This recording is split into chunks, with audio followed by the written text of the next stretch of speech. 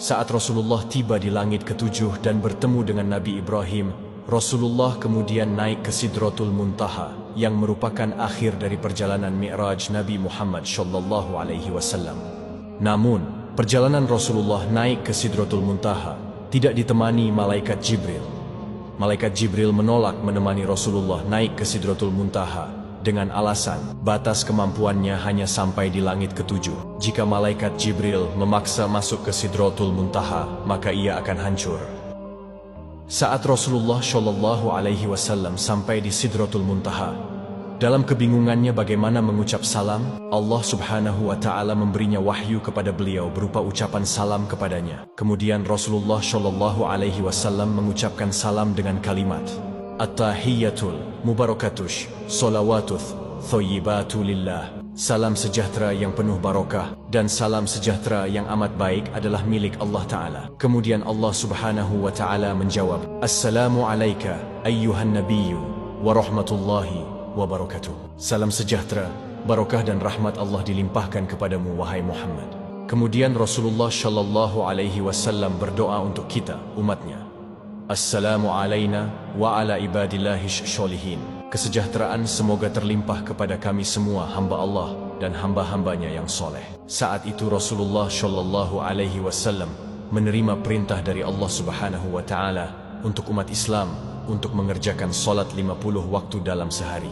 Selepas menerima perintah solat, Rasulullah kemudian turun ke langit ketujuh dan melihat Nabi Ibrahim sedang bersender di dinding Baitul Maqmur. Dilanjutkan turun ke langit ke-6 dan bertemu dengan Nabi Musa alaihissalam. Kemudian Nabi Musa bertanya, Wahai Muhammad, dapat apa engkau dari Allah tadi? Rasulullah menjawab, Aku mendapatkan perintah dari Allah untuk melaksanakan solat 50 waktu dalam sehari.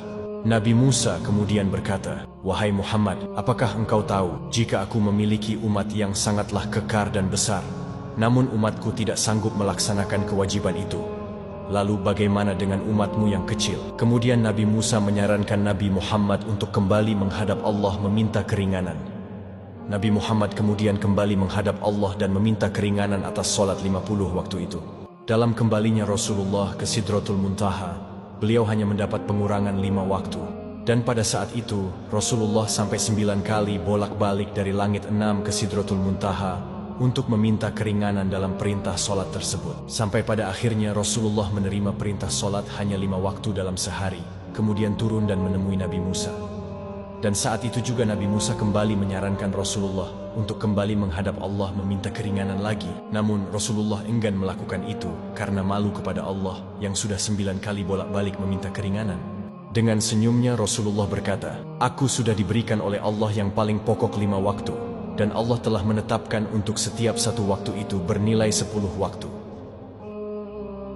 Di tanggal 27 Rajab ini, di mana malam itu, Rasulullah SAW mendapatkan hadiah dari Allah untuk umatnya berupa solat wajib 5 waktu.